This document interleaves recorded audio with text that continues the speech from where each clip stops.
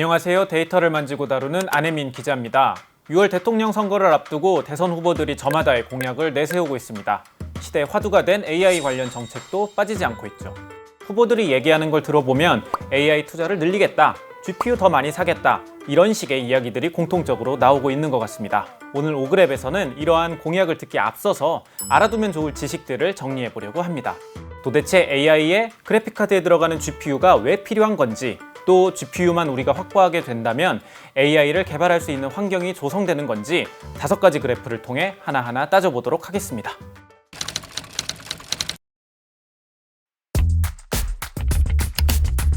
아마 CPU, GPU라는 단어는 많이 들어보셨을 겁니다. 특히 컴퓨터 게임을 즐겨하는 게이머 입장에선 그래픽카드와 GPU가 더 익숙할 테고요. CPU와 GPU 단어를 풀어보면 중앙 처리 장치, 그리고 그래픽 처리 장치 이렇게 됩니다. 이름에서 알 수 있듯이 CPU는 컴퓨터의 두뇌의 역할을 하고요. GPU는 그래픽을 처리하죠. 이 GPU라는 단어가 탄생한 곳 바로 엔비디아입니다. 1999년 엔비디아가 세계 최초의 그래픽 특화 장치인 지포스 256을 출시하는데 이때 엔비디아의 마케팅 책임자가 GPU라는 이름을 붙였어요. 사실 엔비디아는 CPU를 만들고 싶었는데 워낙 CPU에는 인텔 같은 강자들이 꽉 잡고 있었던지라 CPU 시장 대신 당시 비디오 게임으로 인해 수요가 높아진 그래픽 쪽으로 눈길을 돌렸던 거죠. GPU가 어떤 식으로 작동하는지 보기 위해서 한번 예시를 들어보도록 하겠습니다. 우리가 컴퓨터로 보는 화면은 아주 작은 픽셀들로 이루어져 있습니다. 가령 풀 HD 해상도라면 1920, 1080으로 표시가 되는데 이 말은 가로엔 1920개의 픽셀이, 세로엔 1080개의 픽셀이 있다는 거죠. 곱해보면 풀 HD에는 모두 207만 3600개의 픽셀이 존재합니다. 그런데 만약 이 화면으로 돌아가는 게임이 1초에 60장의 프레임으로 돌아간다면 어떻게 될까요? 그렇다면 컴퓨터는 1초에 1억 2441만 6천 개의 픽셀을 처리해야 됩니다. 이렇게 개수만 해도 1억 개가 넘는데 이 1억 개의 픽셀에 들어가는 정보량은 훨씬 더 많습니다. 만약 3D 게임이라면 3D 모델링 정보를 2D로 바꿔서 위치 정보를 넣어줘야 하고요. 또 조명에 따른 효과나 텍스처에 따른 색상의 변화값도 계산되어야 하죠. 아주 짧은 시간에 수많은 계산을 처리하기에 기존의 CPU는 한계가 있습니다. 왜냐하면 CPU는 복잡한 정보를 순차적으로 계산하는 데 특화되어 있거든요. 그래서 CPU보다는 조금은 덜 똑똑하더라도 수많은 정보를 한꺼번에 계산할 장치가 필요했습니다. 그래서 엔비디아가 GPU를 만들었던 거죠. 왼쪽이 CPU고 오른쪽이 GPU입니다. 여기서 초록색으로 표시된 ALU가 연산을 하는 장치인데요. CPU에는 소수의 똑똑한 계산기가 들어있는 반면 GPU에는 CPU에는 못 미치지만 훨씬 더 많은 계산기가 들어있습니다. 이렇게 다른 구조 때문에 계산량이 크게 차이가 납니다. 오그랩 첫 번째 그래프를 통해 CPU와 GPU의 차이를 살펴보겠습니다. CPU와 GPU의 초당 계산 횟수를 나타내보면 이렇습니다. GPU에선 수많은 계산기가 한꺼번에 연산을 하기 때문에 CPU보다 연산량이 압도적으로 높죠. 엔비디아의 GPU는 90년대 3D 게임의 유행과 함께 승승장구했습니다. 그런 와중에 젠슨 왕은 그래픽이 아닌 다른 곳에 주목했는데 그건 바로 GPU의 슈퍼컴퓨팅 능력이었어요. 젠슨 왕은 GPU의 병렬 계산 능력을 잘 살린다면 과학 연구라든지 날씨 시뮬레이션 같은 복잡한 연구에 충분히 활용할 수 있겠다는 생각을 갖고 프로젝트를 시작합니다. 바로 쿠다죠. 엔비디아가 2006년 말에 쿠다를 출시한 직후 시장 반응은 냉담했습니다. 게임과 그래픽에도 집중해도 모자랄 판에 갑자기 슈퍼컴퓨팅? 그 영향이었는지 2008년까지 엔비디아 주가는 꾸준히 하락합니다. 그러다가 2012년 사건이 터진 겁니다. 엔비디아 월드 모델 편에서 다루었던 제프리 힌턴 팀의 알렉스넷 쇼크가 바로 그겁니다. 당시 구글이 AI 신경망 훈련에 CPU를 약 16,000대 사용했는데 이들은 단 2개의 엔비디아 GPU만 사용해서 세상을 놀라게 했어요. 이후 엔비디아는 머신러닝과 AI에 집중해 GPU를 생산합니다. 페르미, 케플러, 맥스웰, 파스칼 등 과학사에 족적을 남긴 학자들의 이름을 붙인 AI 전용 GPU를 생산했고 암페어 이후부터는 그래픽 기능은 더 줄여서 GPU의 범용성을 낮추고 대신 병렬 컴퓨팅 능력을 더 높인 AI 특화 GPU를 출시하기 시작합니다. 이 암페어 시리즈가 바로 뉴스에 자주 나오는 A100 GPU입니다. 암페어 다음 시리즈는 컴퓨터에서 버그라는 개념을 창시한 그레이스 호퍼의 이름을 딴 H 시리즈고요. 왜 AI 영역에 GPU가 필요한지 어느 정도 감이 오셨을까요? 참고로 GPU의 병렬 처리에 관심을 둔 또 다른 사람들이 있었으니 바로 코인 채굴러들입니다. 비트코인 채굴은 단순한 계산을 계속해서 반복하는 과정인데 이 역시 GPU가 능력을 발휘한 거죠.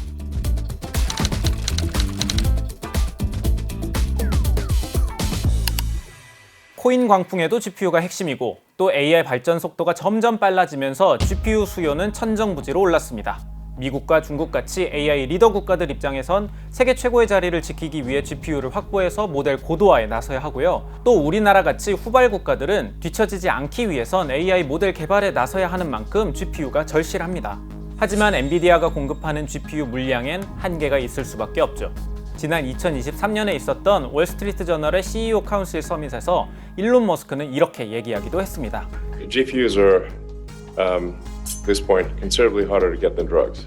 하지만 그럼에도 불구하고 글로벌 빅테크들은 엔비디아의 H100 GPU를 속속들이 사모으고 있습니다. 5그래프 두 번째 그래프를 통해 살펴보도록 하겠습니다. 지난해 엔비디아의 최대 고객은 마이크로소프트였습니다.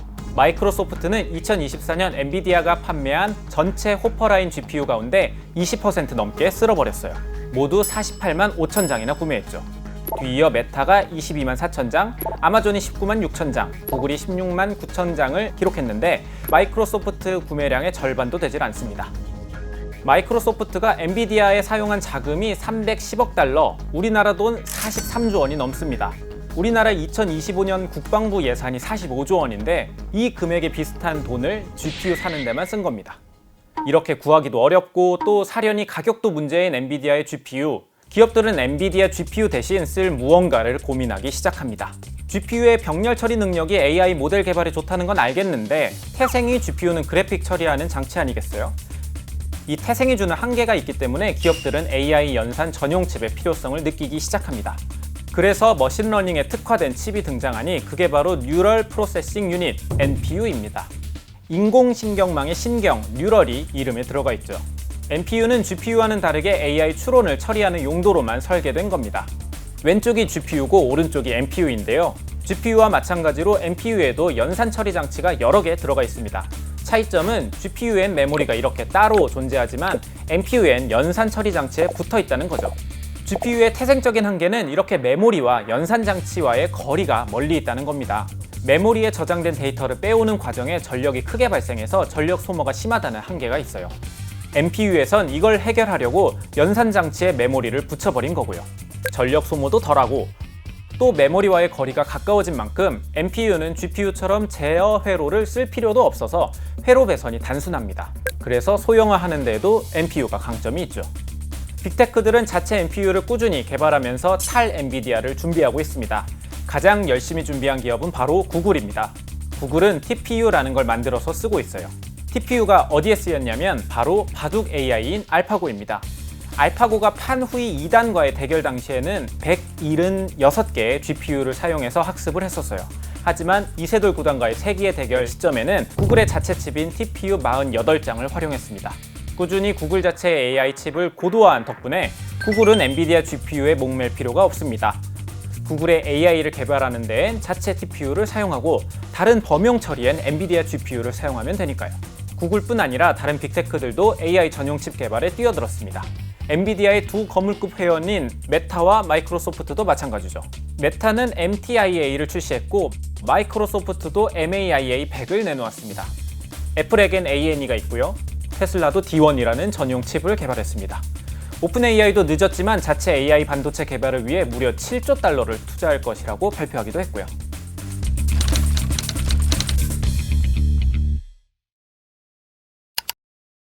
빅테크들은 GPU도 수십만 장씩 구매하고 자체 AI 칩도 개발해서 자생력을 기르고 있습니다. 그렇다면 우리나라 상황은 어떨까요?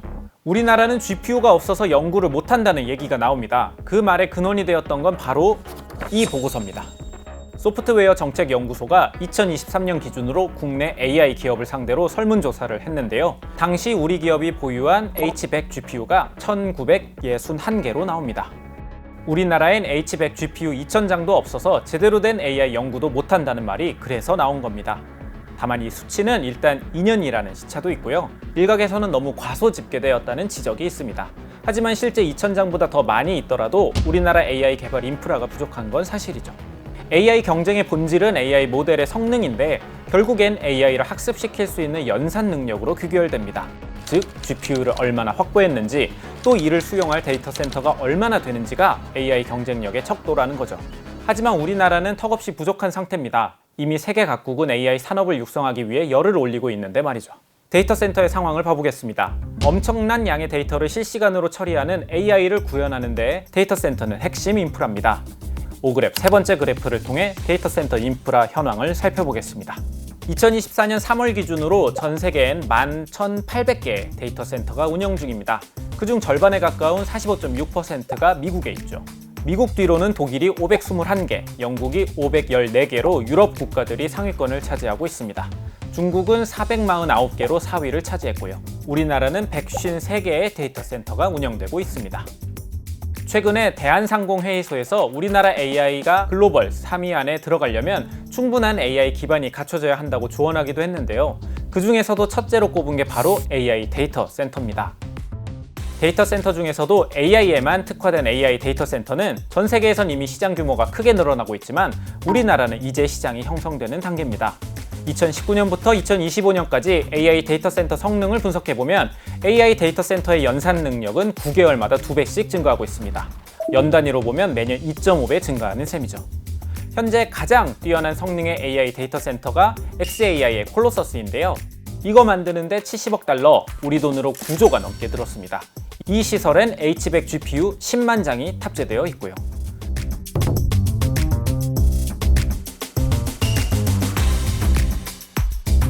참고로 우리나라 광주에도 AI 데이터 센터가 있는데 여기에는 H100 GPU 880장 들어있고요. 연산량은 콜로서스의 2000분의 1 수준입니다. 미국의 빅테크들이야 이렇게 수조 원의 돈을 들여서 AI 인프라를 갖추고 있지만 이건 천조국 미국의 얘기고요. 우리나라는 민간에서 이 정도의 인프라를 갖추긴 쉽지 않습니다. 그렇다면 정부가 역할을 해줘야 할 텐데요. 우리나라도 대책이 없는 건 아닙니다. 다만 그 속도가 다른 국가와 비교해서 그렇게 빠르다는 인상을 주진 못하고 있어요. 정부에서 처음 발표한 계획에선 2030년까지 GPU 3만 장을 확보하는 게 목표였습니다. 하지만 이 계획이 너무 느리다는 지적이 나오자 목표를 수정했죠. 일단 과학기술정보통신부에선 올해 1조 4,600억을 투입해서 신속하게 GPU 1만 장을 연내에 확보할 계획입니다. 그리고 목표 시점을 앞당겨서 이르면 2026년, 늦어도 2027년 초에는 3만 장을 확보하려고 하고 있고요. 지금 당장은 엔비디아의 GPU를 사오겠지만 점진적으로는 국산 AI 칩을 활용할 계획입니다. 삼성전자와 퓨리오사 AI가 열심히 만들고 있는 국산 NPU가 그 대상이 될 수 있습니다.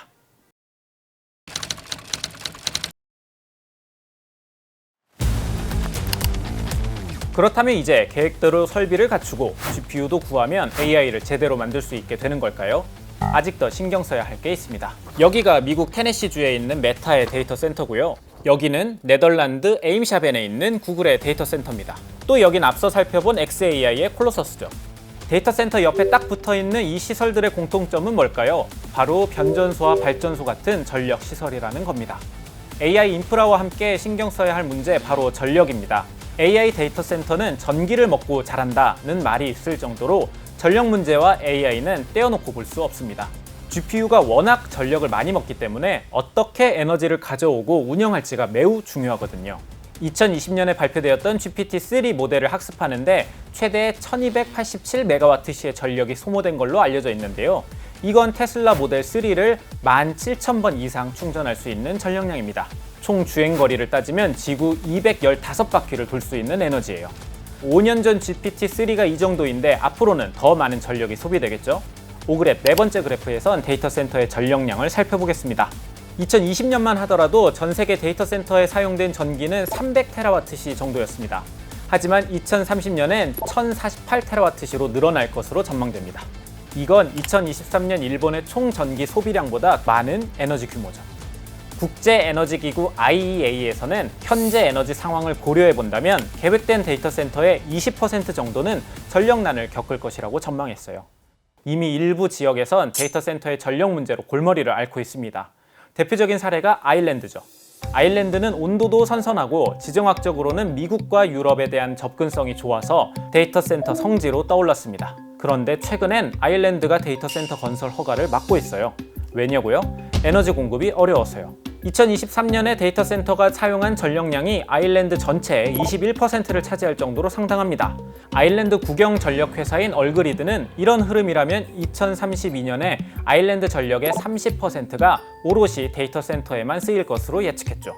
미국의 상황도 마찬가지입니다. 미국 데이터 센터 중 많은 시설이 북부 버지니아에 몰려 있는데요. 버지니아주의 데이터 센터들의 전력 소비가 주 전체의 25%를 차지하고 있습니다. 데이터 센터에 원활한 에너지를 공급하기 위해 화석 연료인 석탄 발전을 다시 돌리는 걸 검토하기도 했어요. AI 데이터 센터를 이제 막 지으려는 우리나라 입장에선 앞선 사례들을 잘 참고해서 AI 인프라와 전력망을 설계할 필요가 있습니다.